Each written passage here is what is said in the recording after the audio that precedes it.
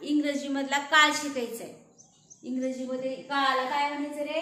Tense म्हणायचं. काय म्हणायचं? टेन्स.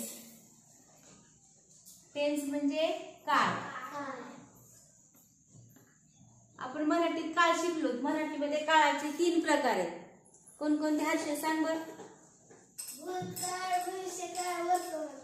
वर्तमान काळ, भूतकाळ, भविष्यकाळ.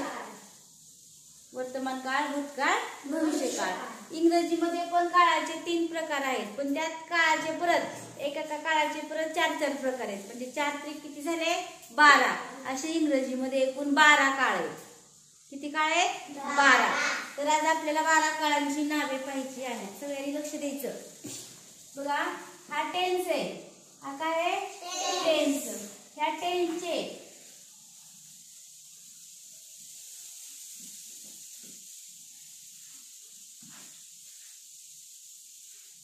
तीन काळ आहेत. तर बघा, बसले पाहिजे 12. सुरुवातीला आहे वर्तमान काळ.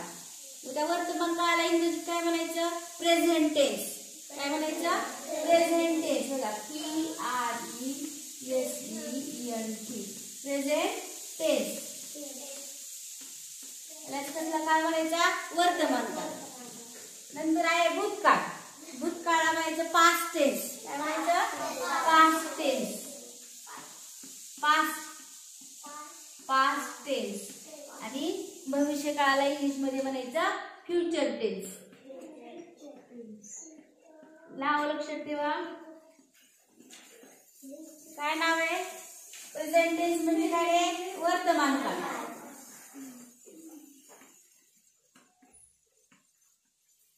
पास्ट टेन्स म्हणजे भूतकाळ. आणि फ्युचर टेन्स म्हणजे भविष्यकाळ. हे समजले तुम्हाला 3 प्रकार? टेन्स म्हणजे काळ. त्या टेन्सचे 3 प्रकार आहेत. Present tense. प्रेझेंट टेन्स म्हणजे वर्तमान काळ. पास्ट टेन्स म्हणजे भूतकाळ. आणि फ्युचर टेन्स म्हणजे भविष्यकाळ. आता या प्रत्येक काळाचे परत 4 प्रकार आहेत. किती प्रकार आहेत? 4 प्रकार आहेत. मग आता आपल्याला आधी सुरुवातीला आपण वर्तमान काळाचे 4 प्रकार बघू. आता ह्या वर्तमान काळाचे किती प्रकार आहेत? 4. तर तिथे बसत नाहीत 4 प्रकार आपल्या. मी एका खाली एक लिहून देते म्हणजे बसतील. आता वर्तमान काळाचे किती प्रकार आहेत? 4. तर बघा, पहिला प्रकार आहे साधा वर्तमान काळ. त्यालाच इंग्लिश मध्ये म्हणायचं सिंपल प्रेझेंट टेन्स. साधा म्हणजे सिंपल, बरोबर आहे? Simple present tense. Simple present tense. त्यालाच कसं मराठीत काय म्हणायचं? साधा वर्तमान काळ. आज फक्त तुम्हाला मी नाव सांगणार आहे आणि एका काळाचं समजून सांगणार आहे. त्याच्यामुळं जास्त टेन्शन घ्यायचं नाही. एवढं कसं लक्षात राहील म्हणून. पहिला टेन्स कोणता आहे? Simple present tense. त्याला काय म्हणायचं? साधा वर्तमान काळ. त्यानंतर आहे चालू वर्तमान काळ. त्या चालूला मला इंग्लिश मध्ये कोणता शब्द आहे? कंटिन्युअस प्रेझेंट टेन्स असं म्हणायचं. Continuous present tense. चालू वर्तमान काळ. आता continuous spelling CONTINUOUS. Continuous present tense. PRESENT. Tatya बाहेर झाले. चालू वर्तमान काळ. कंटिन्यू म्हणजे चालू. कंटिन्युअस म्हणजे काय? चालू. चालू वर्तमान काळ. नंतर आहे पूर्ण वर्तमान काळ. तिसरा प्रकार कोणता आहे? पूर्ण वर्तमान काळ. पूर्णला इंग्लिश मध्ये कोणता शब्द आहे? Perfect. Perfect present tense. Perfect present tense. कोण आहे रे? त्यालाच म्हणायचं पूर्ण वर्तमान काळ.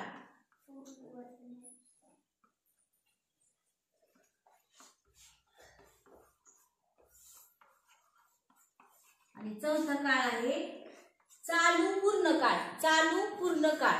त्यालाच म्हणायचं परफेक्ट कंटिन्युअस टेन्स. काय म्हणायचं? परफेक्ट म्हणजे पूर्ण. Perfect continuous tense. कसलं काय म्हणायचं मराठीत? चालू पूर्ण काळ.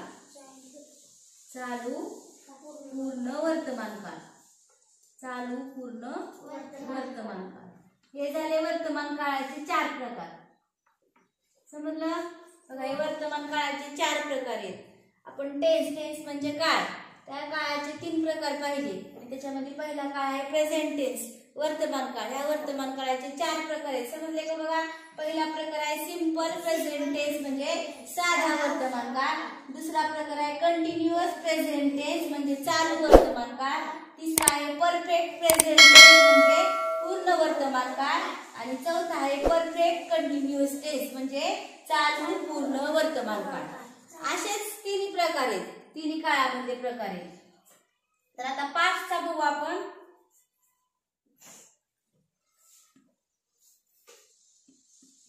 पास्टचा बघा, आता फक्त हेच काळ आहे, फक्त इथे काय करायचं, इथे प्रेझेंट आहे का, त्याच्याऐवजी पास्ट घालायचे आपल्याला.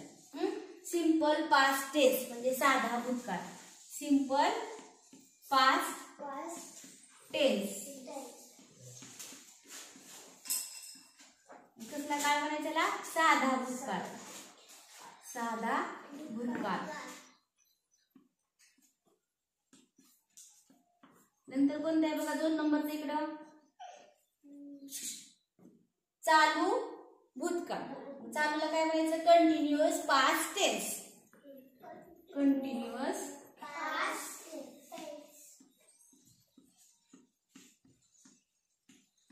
Past tense. त्याला काय कसला म्हणायचा? चालू भूतकाळ.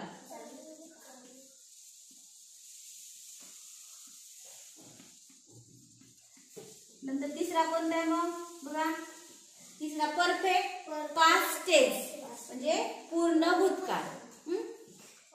Perfect past tense. कसला म्हणायचं त्याला? पूर्ण भूतकाळ. कोण रे? नंतर चौथा कोणता सांगा मग आता? परफेक्ट कंटिन्युअस प्रेझेंट राहिलेले मग प्रेझेंट राहिले. PRESENT present tense. हा परफेक्ट पास्ट टेन्स. हा बघा, तुम्हाला समजलं लगेच. परफेक्ट कंटिन्युअस पास्ट टेन्स म्हणजे कसला काळ? हा चालू पूर्ण भूतकाळ. चालू काळात छोटा होतो की आपल्याला पूर्ण भूतकाळ. समजलं? आता असेच भविष्य काळाचे, फक्त त्या ठिकाणी काय करायचं आपल्याला? आता इथं प्रेझेंट पास्ट आणि इथं काय घालायचंय? फ्युचर घालायचे.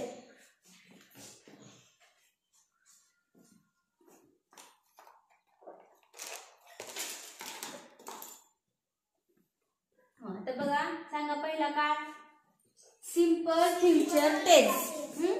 Simple future. Simple future present म्हणजे वर्तमान काळ. सिंपल फ्युचर टेन्स म्हणजे साधा भूतकाळ हे भविष्यकाळ. साधा भविष्यकाळ. सुरुवातीला अवघड वाटते आपल्याला, एकदा शिकायला की सोपं वाटते. हा बघा, कंटिन्युअस फ्युचर टेन्स. कंटिन्युअस हा कंटिन्युअस फ्युचर टेन्स. चालू कंटिन्युअस म्हणजे चालू भविष्यकाळ.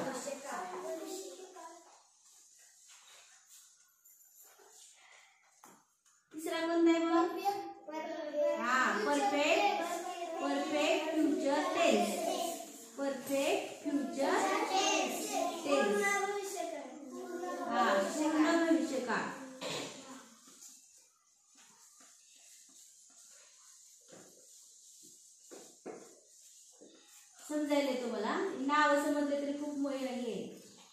चौथा कोणता रे? Perfect continuous.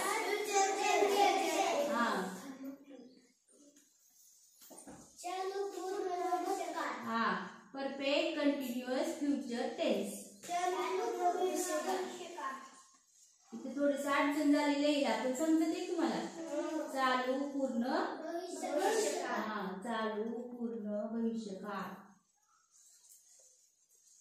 फळा छोटा पडते आपल्याला, तिकडच्या फळ्यावर लिहिला नाही. बघा हे समजलं तुम्हाला. नाव, हे नाव समजलं महत्वाचं आहे. हे काळांची नावं समजलं की मग पुन्हा एक एक पायरीने जर आपण गेलं तर तुम्हाला हे काळ समजायला सोपं जाते. समजले? प्रेझेंट टेन्सचे 4 प्रकार, पास्ट टेन्सचे 4 प्रकार आणि फ्युचर टेन्सचे 4 प्रकार. तर तुम्ही काय करायचं, सगळे आताही व्यवस्थित लिहून घ्यायचं. हे असं नका लिहू. तुम्ही काय करा, हे प्रेझेंट टेन्सचे 4 प्रकार लिहा. ते झाल्यानंतर पास्ट टेन्सला असं नाव टाका आणि त्याच्यानंतर हे 4 प्रकार लिहा. आणि ते झाल्यानंतर फ्युचर टेन्स नाव टाका आणि त्याच्यानंतरचे हे 4 प्रकार लिहून काढा. आणि वर हे नाव टाकायला विसरायचं नाही. टेन्स